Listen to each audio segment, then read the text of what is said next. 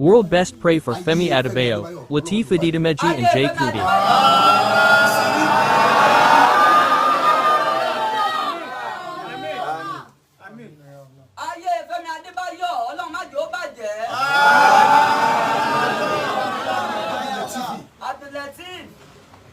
Femi Adebayo Bello. Ọlọ́run mọ́jọ lọ rẹ̀ ó dàrú.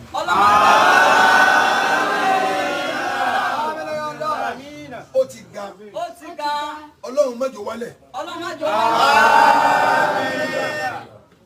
Àfọlá Jìbábù ibẹ̀ lọ́hùn. Gbogbo ọ̀nà tí àpàlà sí bá pín sí. Mọ́jọ kan Fẹ́mi Adébáyọ̀. Àti Lateef Adedimeji. Àti Jay Kuti. Ọmọ wa ni wọ́n.